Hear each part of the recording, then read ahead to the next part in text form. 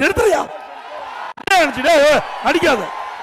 ஒவ்வொரு முறையும் ஆள் இல்லாத ஆம்புலன்ஸ் ஈக்கிட்டு தம்பி கம்முன்று போங்க.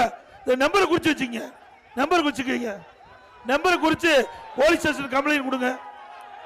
ஏய் தம்பி எதுவும் பண்ணாதீங்க, வேணுன்னு கூட்டத்துக்குள்ள கலாட்டா பண்ணிட்டு இருக்கிறீங்க. போங்க போ போ போ.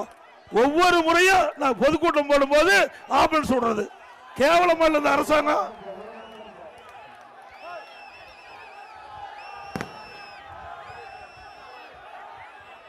தம்பி விட்டுங்க போட்டோம் போட்டு. கேவலமான அரசாங்கம். அரசாங்கம் எதுக்கிறதுக்கு தில்லு வேணும், அரசு நீதி எதுக்கு வேணும். அதை விட்டுட்டு கூட்டத்துக்குள்ள ஆம்புலன்ஸ் விட்டு விட்டு ஒவ்வொரு முறையும் பிரச்சனை பண்றீங்களா? இந்த டிரைவர் இதெல்லாம் குறிச்சு வச்சுக்க, நம்பர் குறிச்சு வச்சுக்க, யாருன்னு அப்புறம் பேசிக்கலாம்.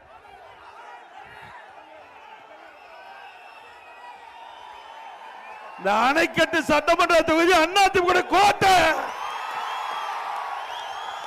இது மாதிரி 1000 ஆம்புலன்ஸ் விட்டாலும் மக்கள் மனதை மாற்ற முடியாது.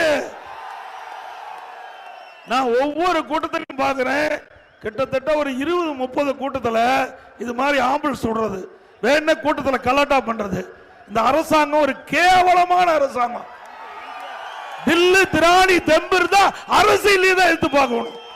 மக்கள் குழுமி இருக்கிற கூட்டத்தில் விட்டு மக்களுக்கு ஒரு கஷ்டத்தை உண்டாக்கி இதில் ஏதாவது மக்கள் அடிபட்டது யார் பொறுப்பு? வேண்டுமென்று திட்டமிட்டு இந்த வெறும் ஆம்புலன்ஸ்ல யாருமே போகல, நோயாளியே போக கிடையாது. அங்க வலி இருக்குது. நான் ஆரம்பத்திலிருந்து இது கிட்டத்தட்ட ஒரு 30 கூட்டத்தில் பார்த்திருக்கிறேன் இதே மாதிரி ஆம்புலன்ஸ் கூட்டத்துக்குள்ள விடுறது. ஆக இந்த அரசுக்கு எச்சரிக்கையா விடுறோம், அடுத்த இருக்க ஆம்புலன்ஸ் வந்தா ஆம்புலன்ஸ் பேஷண்ட் ஏத்திட்டு போற மாதிரி தான் இருக்கும். வெறும் வண்டி ஆம்புலன்ஸ் வந்தா அது யார் ஓட்டிட்டு வராங்களோ அவர் பேஷண்டா மாதிரி ஹாஸ்பிட்டலுக்கு போக வேண்டிய நிலைமை.